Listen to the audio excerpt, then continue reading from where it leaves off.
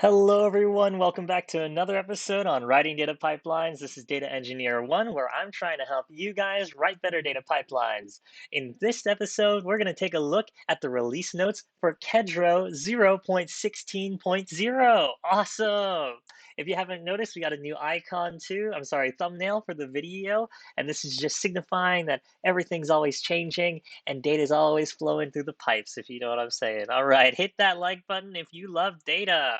Here we go. Check this out. So we have some major improvements and major features that have come down with 0.16. Up until this point, we've been making a lot of videos on this channel, basically based on 0.15.9 up until this point. And so 0.16 is a major release with a few breaking changes, but let's take a look at what we got here. So first off, we have an update to the CLI. The CLI actually has some new commands that come with it.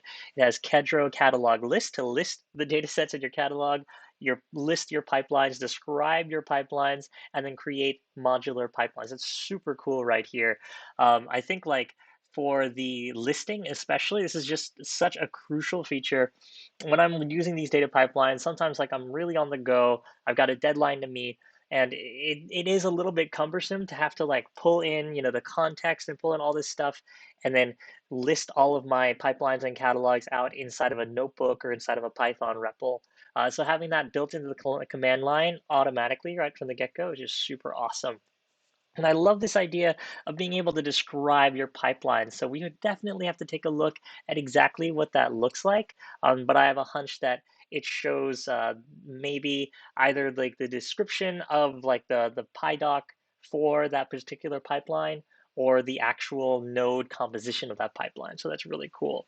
And then this right here, Kedro pipeline create to create a modular pipeline. I would love to see this in action. Like having these pipelines, like the best part about these pipelines is that we can reuse all the nodes and we can reuse the pipelines itself within the same project. Being able to deploy a pipeline in a more modular way between different projects would be super duper cool. And this is just so important here. Sometimes that CLI runs a little bit slowly. You've seen it on the channel where we'll type in Kedro run and we have to wait for a few seconds before it starts up. And so having this improvement is super good. Oh, yes. And so cool. Oh, wow. And they also have some typo suggestions. I think more CLIs got to come with these typo suggestions. Okay, so here's some of the big changes that are probably breaking for some code that relies on these modules. So all modules in Kedro CLI and in the Kedro context have been moved into the framework.cli and Kedro.framework.context respectively.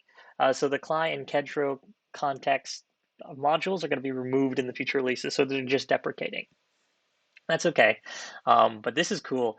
Added hooks, which is a new mechanism for extending Kedro. So we get to extend Kedro with all these new hook methods. Oh man, I can't wait to take a look at this stuff. It's gonna be really exciting here to see some of the capabilities that we can implement to extend the functionality of Kedro. I have some ideas personally. Maybe I could show them in the channel, but it's gonna be super duper cool. And we did take a look at decorators already for how you can extend some functionality, but we got to take a look at Kedro hooks a little more closely in the future. Now we fixed a bug with load context. That actually is a bug that's been hitting me for a while. If you do something like load context with dot dot in your path for the context, it will actually change the current working directory of the notebook or the REPL that you're currently using, which means that if you try to load that context a second time, it's going to go to the parent folder of the root folder of the context, which means that it actually breaks that context load. So it actually doesn't work. We can configure the source directory. That's really great. And then we add the ability to specify nested parameters inside your node inputs. Oh, that is so fantastic. This is awesome. So what usually happens here is that you have your params, and it's like params, and then you have the actual parameter itself. On this channel, what we've been doing mainly with the parameters is we've been using straight primitives for those parameters, like numbers or strings. But in this case, this is actually fixing the case where you have a dictionary as that parameter. And so what happens is you would normally have to pull in that dictionary and then unpack the dictionary inside of the node. This helps, I'm sorry, this prohibits a lot of like a little bit of modularity because you have to make sure that your parameters dictionary is exactly the same. But now that we can un unwind or unnest these values directly in the node itself, it makes it like super duper powerful, and you don't have to have the same unwinding mechanisms inside of the node. That's so useful. All right, and we have some new data sets. Now, these are super exciting. Pillow image data set. This is something that we've written a few times actually on this channel, where we will have like an image that we want to save to disk. And so we have to do some little custom mechanisms in order to save that image. I think inside of the Let's Write Pipe videos, we have this guy here. So this is super useful. I would love to use this now that I don't have to rewrite that image saving mechanism by myself, which is cool. GeoPandas. GeoPandas is something that I actually haven't gotten a chance to work with. I would love to take a look and see what happens here with these geospatial data using GeoPandas. There's probably some cool experiments that we can do. And this is one that I'm super excited about. This is API dataset. So we can use a dataset to work directly with HTTP and HTTPS API requests. So that's super cool. We've already written a few of those API datasets here on the channel. As you've seen, that they're super useful, right? We were able to pull down stuff like from XKCD and that Let's Write Pipes. And then I think there was another one where we were potentially taking advantage of, well, actually, that was probably YouTube DL. But in any case, we're definitely going to try this data set out in the future. And so what other things do we have here? Added joblib backend support to Pickle dataset. I'm unfamiliar with what joblib is, so we'll have to skip that one. But now we have versioning support for matplotlib writer. That's really nice. That's really nice. I know that like when you're trying to write your graphs, you want to make sure that your graphs are matching the data that you're actually saving as well. So having this versioning support is fantastic. And now this is super cool. I like this a lot. You're able to specify the exact dependencies that you want for particular data sets. And so this is super important because sometimes your packages or your virtual environment can expand to like really huge sizes when you use Kedro, if you by default install all of the packages that the system uses. And that's really unfortunate because sometimes you don't necessarily need all of those packages. And so being able to choose exactly which ones you want to install is awesome. It's awesome. What else do we have here? We have extra arguments, encoding compression for your file systems when saving and loading a data set. See example 3 under the docs. Oh, we're going to have to take a look at that. It seems as if, so this FS spec, this is what Kedro uses in order to determine how it's going to save your data onto your specified file system. And so you can have a file system that's like S3, you can have your local file system, and I think Azure is supported as well. And so it seems like it allows you to do your encoding and compression algorithms inside of the data set itself, which is super cool because that means that you don't have to have a node that does that compression and encoding for you. We're going to have to take a look at the example at the end of this video. It sounds super great. All right, and so we have some other fixes here.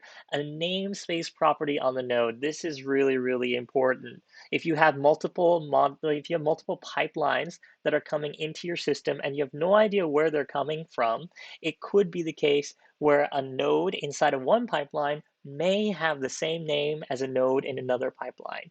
And obviously, this causes some issues. So being able to put a namespace on the nodes themselves is actually like super duper powerful in that you can have just tons and tons of pipelines and you don't have to worry about renaming your nodes. Now this one is cool, an option to enable asynchronous loading inputs and saving outputs in both sequential runner and the parallel runner. So this is actually really cool because I guess it allows you to save and load inputs and outputs in parallel to your actual running of code. So that's really, really fascinating. We're gonna have to try and experiment with that a little bit later. And look at this memory profiler as a transformer. So transformers, I don't think we've covered transformers yet. We can cover those in another video. But basically, they allow you to do a lot of operations in similar fashion to the way that the decorators work on nodes. And so then we remove some requirements. We have Pandas 1.0 support. Oh man, Pandas 1.0. And then we have Python 3.8 compatibility. That's really cool. And though the Spark workflow may change because PySpark is not compatible with 3.8 Python. And then we have these layers. So this is another feature that we haven't covered in any of our videos is these layering that's built into Kedro.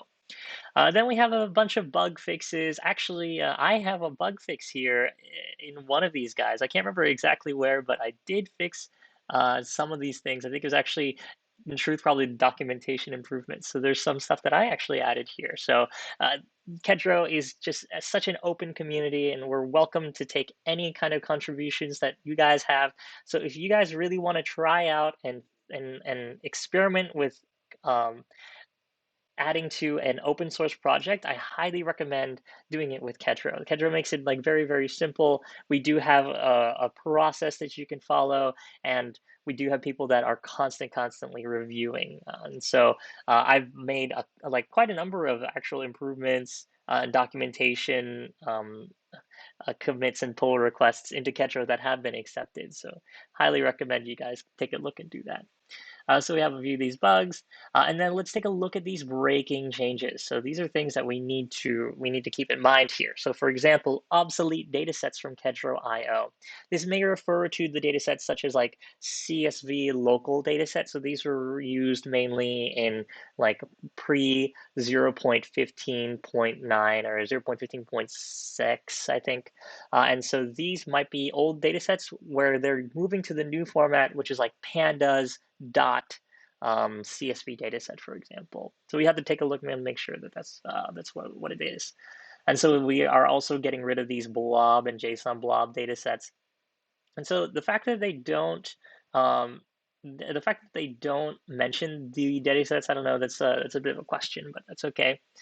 And now these methods of get last load version, gets last save version are no longer on the abstract dataset. That's good. These are mainly for the abstract version datasets, which we have written a few of on this channel. And now we have a resolve version. So now this is something new. We have to make sure that we catch this. No longer is the get last save and get last load version functions available. They've been renamed to resolve load version and resolve save function. Okay, that's important to know. The release method is something that we actually haven't talked about. This is basically allows you to release any kind of extra data that you've built up while doing your versioning. And so then it helps get rid of all of that, stuff so that it prevents memory leaks and things. Text dataset no longer has load args and save args. Oh, okay. They can now be specified in under fs args and open args load and open args save. We did use a text dataset like this probably in the last video in Let's Write Pipes, where we were writing out binary data.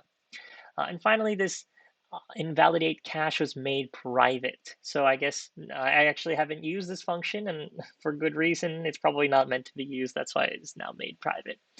What else do we got here? We've removed the Kedro envar from Kedro.context speed of CLI runtime. That's pretty nice.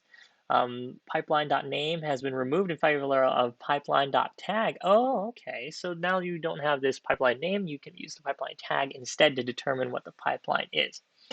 Pipeline.transform in favor of pipeline modular pipeline.pipeline helper function. I actually don't know what this is. So there's always things to learn. I actually have no idea. We've made constant parameter keywords private and moved it to pipeline to Kedro pipeline modular pipeline. Okay, cool. We're gonna have to experiment with this. There's so many cool things that we can take a look at now. And layers are no longer part of the dataset object. They're moved to the data catalog. We do have to take a look at layers. And then Python 3.5 is no longer supported. Great. So now we have some instructions for how to migrate. We don't have to go through all of these guys. I think from here on out in our videos, we'll probably stick to the new version of Kedro. And I may, if there are requests by you guys, I may also create a video that shows some of these migration journeys. Okay, so then the last thing let's take a look at is over here.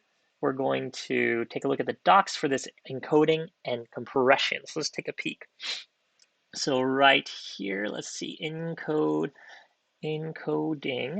compression. Here it is, compression, gzip. Yeah, so it's super cool. Look at that.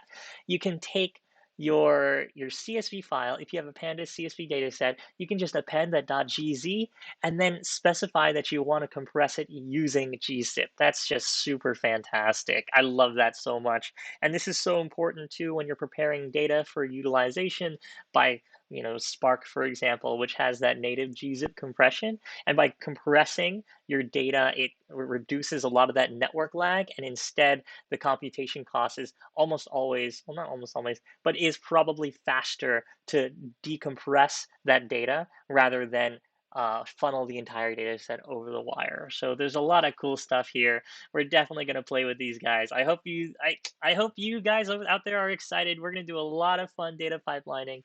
All right. And so if you enjoyed this video, why don't you button that like, sub that, subscribe, and ring that ding if you want to get pipelining with me. And if you also liked the new icon, hit that like button. I really want to make sure that you guys are having a fun time. I'm having a blast, and I want you guys to know that I'm here to help you guys build data pipelines. All right. Okay. You guys have a good one. Take care, and I'll see you next time. Bye bye.